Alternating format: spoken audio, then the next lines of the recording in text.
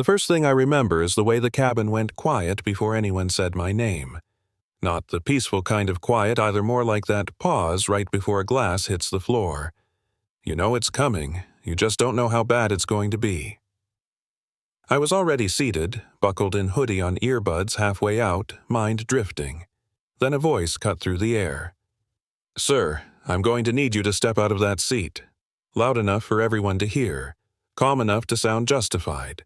And just like that, every pair of eyes was on me. I looked up slowly, not because I was confused, but because I'd learned over time that moving too fast only made things worse. The flight attendant stood there with that tight professional smile tablet pressed to her chest like a shield. She didn't ask my name. She didn't ask if everything was okay. She just repeated it. "That seat isn't yours." I remember thinking how strange that was because I'd scanned my boarding pass twice, checked the row number 3 times, even taken a photo of it earlier, like I always do. Old habit. Proof just in case. I told her calmly that it was my seat. She shook her head. "There's been a report," she said. That word again. Report. It floats around a lot when nobody wants to say what they really mean. I asked what kind of report. She didn't answer. She just asked me to gather my things. That's when I felt it, that familiar tightening in my chest.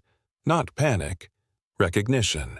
The same feeling I'd had in stores when security followed me down every aisle, or in meetings where my ideas got ignored until someone else repeated them louder. A guy across the aisle leaned away from me like I might spill into his space. Another passenger sighed loud and dramatic like I was personally delaying their whole life. I could feel myself shrinking instinctively the way I used to when teachers assumed I was the problem before I even opened my mouth. But then something inside me stopped. Maybe it was exhaustion. Maybe it was pride. Maybe it was just the fact that I was tired of playing small to make other people comfortable. I asked again, quieter this time, "Can you tell me why?" She glanced at her tablet, then at me, then said it. Not directly. Never directly. "This section is usually reserved," she said like that explained everything. I almost laughed. Usually. There it was, not a rule, not a policy, a pattern, an expectation. I told her my ticket was valid. She said she'd need to verify.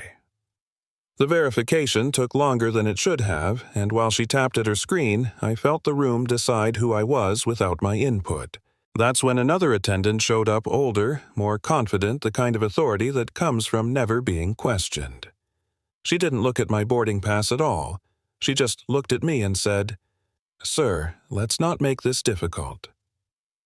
Funny thing about that sentence, it always sounds like advice, but it's really a warning.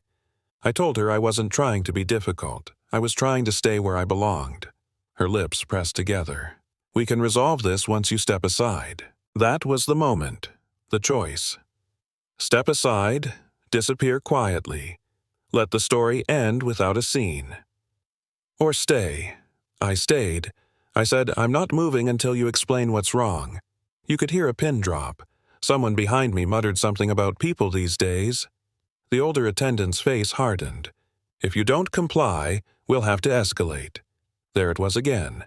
Escalate. Like I was the one raising my voice. Like I was the problem simply by existing where I wasn't expected. The plane hadn't even left the gate yet, but suddenly everything felt like it was in motion. A call was made.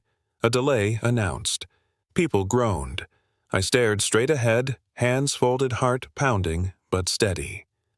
I thought about all the times I'd swallowed moments like this, told myself it wasn't worth it.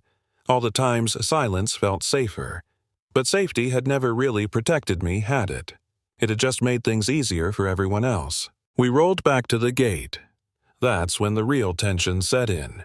The door opened and a man walked on board who didn't look rushed, didn't look angry. Just calm. Controlled. The kind of calm that makes everyone else nervous. He scanned the cabin, took in the scene.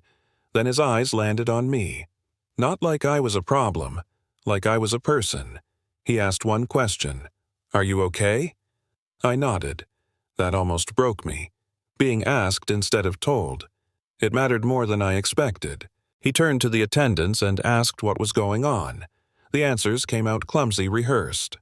A report. A misunderstanding. A concern.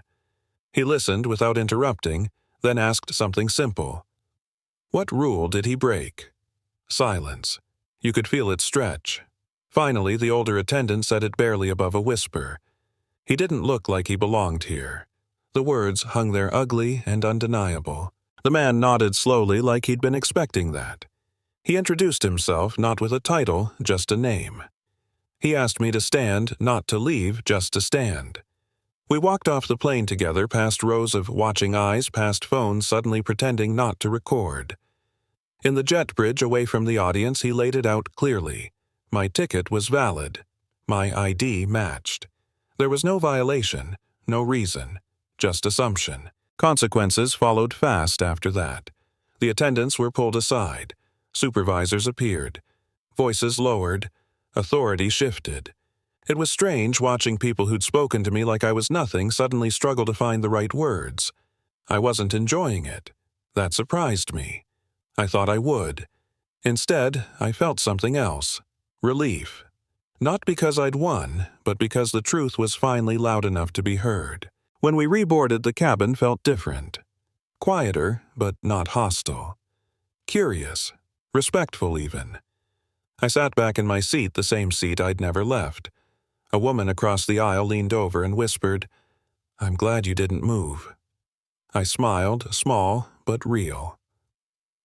The flight eventually took off, but the story didn't end there. It never really does. After we landed, cameras were waiting. Questions flew. I said what I needed to say, nothing more. That I followed the rules. That I stayed calm. That I was still treated like a problem. That this wasn't about one flight or one person. It was about how easily we decide who belongs and who doesn't often without even realizing we're doing it. I didn't shout. I didn't accuse. I just told the truth. The life went on because it always does. Work, errands, normal days layered back over the moment. But something had shifted. People reached out with their own stories. Moments they'd swallowed. Seats they'd given up. Times they'd stayed quiet because it was easier. And I realized then that the win wasn't getting to keep a seat.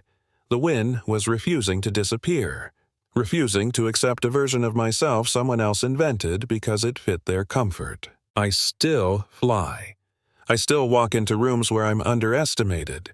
That hasn't changed. What's changed is how I stand in those spaces. I don't shrink anymore. I don't rush to explain myself.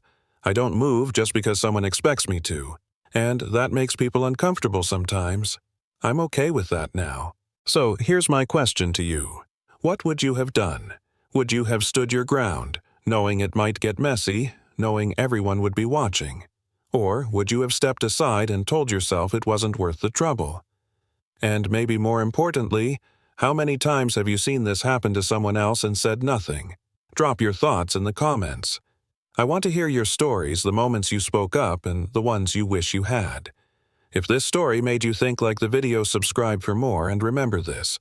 The world doesn't change when we're comfortable. It changes when someone decides not to move.